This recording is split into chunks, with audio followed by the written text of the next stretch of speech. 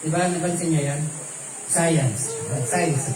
Okay. Mas mabilis lumamig ang lupa sa land kaysa sa tubig. Yung tubig, mas matagal siyang lumamig. Kaya ngayon, malamig na sa lupa, mainit sa dagat, doon mag-flow ngayon yung hangin. Kaya sa gabi, mayroong hangin. At ang pag-iik noon, pupunta sila sa mataas, kalimbawa dyan, sa ibabaw dyan. Tapos palupaluin nila yung mga palay. Pag napalo-palo nila, ihagis pataas. Ngayon yung ipa, lilipa rin ang hangin. Yung butil, siyempre malalaglag at yun yung magiging bigas na kukunin nila. Sa atin ngayon, high-tech na. Papasok mo na lang sa makina, paglabas, bigas na. Okay, sila nga hindi. Talagang paghihirapan mo, ihagis, pipit-pitin, babayuhin, tapos ihahagis, lilipa rin ng hangin yung ipa. Dahil sa hindi ganon kadali ang magtanim, hindi biro ang magtanim.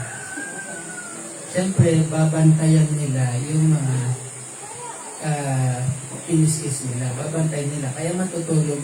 Yung mga harvesters, kasama si Boaz na siyang may-ari, magbabantayan magdamag. Kasi hindi naman nila maiuwi. Sarado na yung gate ng syudad. Kaya, nandun sila at si Boaz, siyempre, makikipagkwentuhan siya sa kanyang mga harvesters. Diba, normal naman yung bilang may-ari nakikipag kainan, inuman sa mga harvesters, sa mga tauhan niya. Kaya sabi ni Naomi, punta ka doon, sikreto, huwag mo ipapaalam sa kanila, huwag kang magpapakita. At huwag ka munang papasok sa kung saan mahiga kung bantayin mo kung saan siya mahiga, huwag mo papaalam na nandun ka. Okay? Parang sa atong panahon ngayon, pag malikot lang yung pag-isip mo, parang sabihin mo, parang binubugan eh. Parang binubugan na yun si Lord. Pero ang katotohanan, hindi po.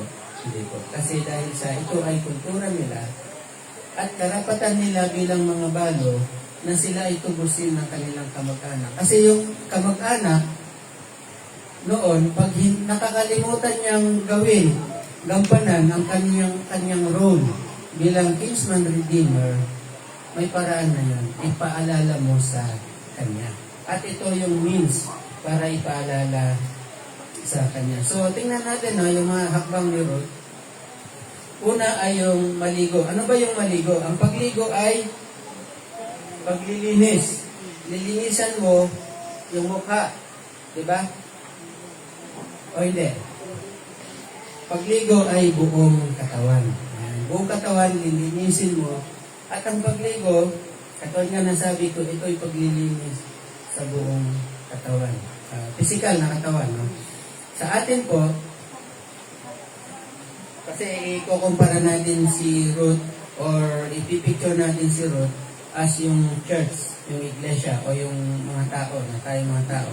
So, ang pagligo sa atin, kung kay Ruth ay talagang literal na kailangan niyang maligo at maglinis, sa atin, kung ang pagligo ay paglilinis sa buong katawan, sa atin ito ay paghingi or paglilinis sa Diyos o paghingi ng paglilinis sa Diyos ng mga nagagawa nating pagkakasala sa bawat araw. Naniniwala ba kayo na sa bawat araw ay nakakagawa tayo ng pagkakasala? Oo, hindi. Nagkakasala tayo minsan sa isipan, sa mga lumalabas, sa ating bibig, at minsan sa mga actions natin. Nagkakasala tayo. Pero sa ating paglapit sa Diyos, pansinin niyo si Ruth bago siya pumunta kay Boaz, sabi ni Naomi, maligo ka muna. Okay, sa ating paglapit sa Diyos, dapat unang-unang gawin natin is magpalinis muna tayo.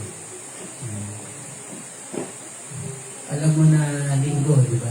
Linggo, edi palinis ka sa Panginoon. Sabado pa lang ng gabi, bago ka matulog, Lord, patawarin mo ako. Hindi naman masama yun eh. Kasi invitasyon niya yan eh, di ba? Saan natin mababasa invitasyon na yan? 1 John 1:9. Okay, 1 John 1:9, sabi niya, i-confess nyo ang inyong mga pagkakasala. At ang pangako ng Panginoon is, lilinisin ka niya sa lahat. Okay, sa lahat. Ibig sabihin yung buo. Sa lahat. Sa lahat. Yung inisip mo, lilinisin ka niya. Yung sinabi mo, lilinisin ka niya. Yung mga actions mo, lilinisin ka niya. Kung minsan pati sa mata, nagkakasala ka sa mata. Uy, wow, ikinig ka niya. Diba, nakita mo? Kaya nga may kanta na pa si Freddy Aguilar, mapalag na daw yung bulag. Kasi kahit na ganun siya, ay hindi siya nagkakasala sa Panginoon. Pero nag-iisip pa rin niya. Nagkakasala pa rin sa isip pa niya. Okay. Yan yung pagligo, paglilinis. So, sa ating paglapit sa Panginoon, napakaganda na i-practice natin na magpalinis muna tayo sa Kanya.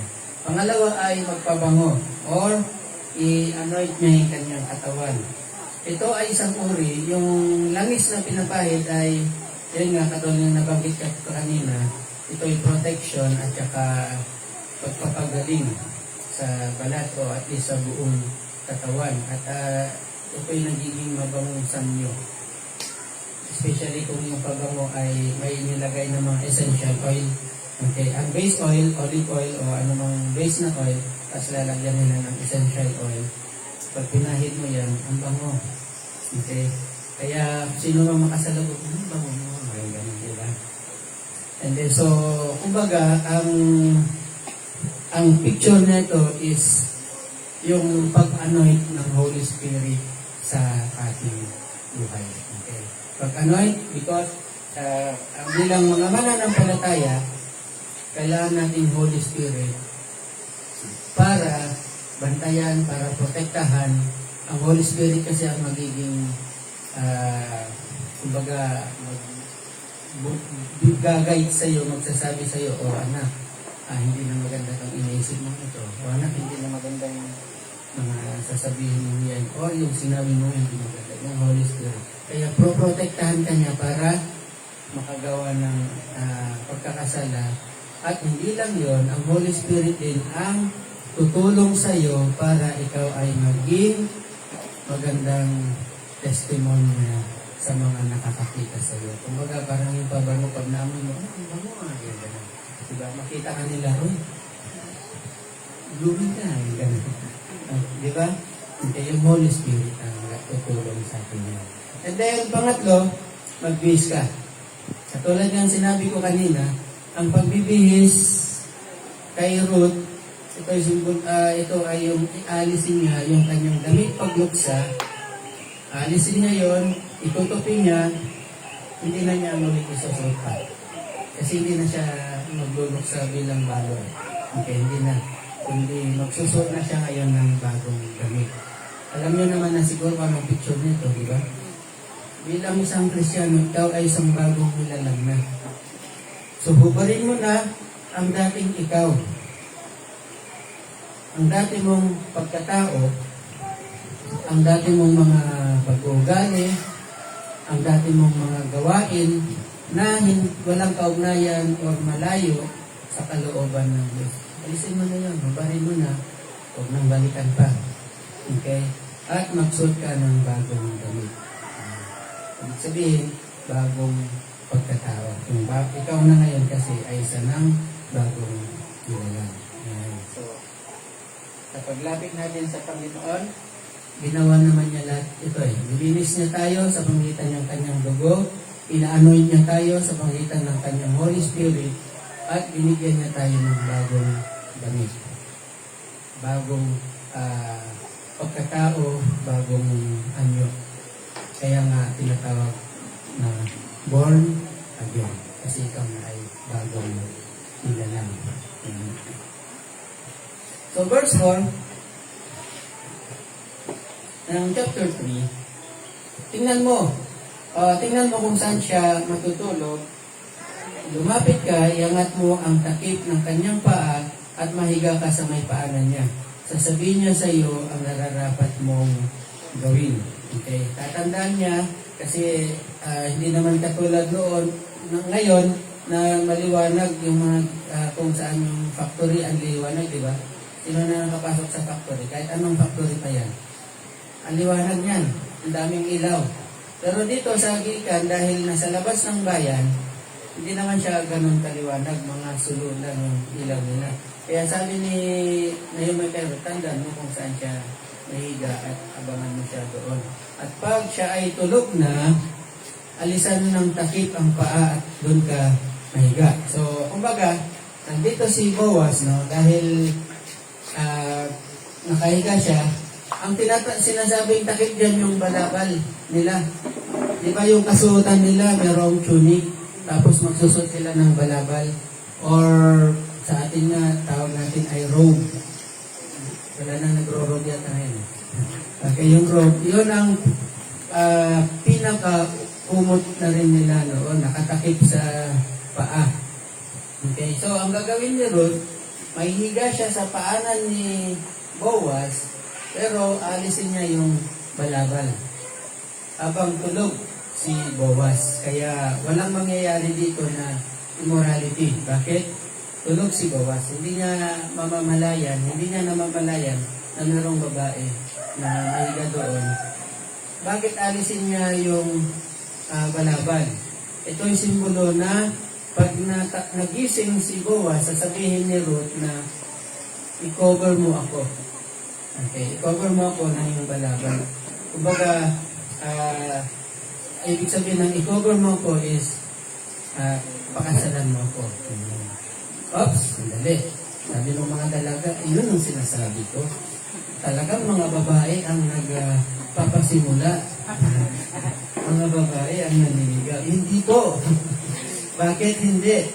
Kasi ipagpapatuloy lang ni Ruth or ipapaalala lang ni Ruth yung karapatan niya, karapatan nila, hindi lang siya, si Naomi at saka si Ruth, para na sila ay i-redeem ng kanilang kamag-anak. Ayan. Kaya sabihin mo, okay, yun ako pala, yung babae pala yung lumapit. Hindi yun yung sense nito. So, ipinapaalala ni Ruth kay Boaz bilang kinsman redeemer na sila ay kamag-anak nila at nasa hindi magandang sitwasyon sila. Okay, nasa hindi sila magandang sitwasyon. So, nagpapatubos, kumbaga nagpapatubos sila at kailangan niyang ikunin din bilang asawa niya si Ruth kasi para magpatuloy yung apelyido o yung pangalan ng pamilya ni Elimelech. Tama po ba? Nakukuha niyo po? Yan. So, pagpatuloy natin, verse 5, sumagot si Ruth, sabi ni Ruth, sige po, sabi niya, gagawin ko pong lahat ng ang iyong sinabi. Napansin mo, ganun ka masunurin si Ruth. Okay, masunurin siya. Gagawin ko po ang lahat ng iyong sinabi. So, nagpunta si Ruth sa Gikan upang isagawa ang lahat ng sinabi sa kanya, ng kanyang biyanan. And verse 7, masaya si Boaz matapos kumain at uminom. Okay, masaya. In other words, ay in good spirits na siya. Sa English kasi in good spirit eh. Ibig sabihin ay may tama na yung alak na kanilang ininom. Pero hindi naman siya lasing. Pero may tama na. Maya-maya ay nahiga siya at natulog sa tabi ng bunton ng sibada.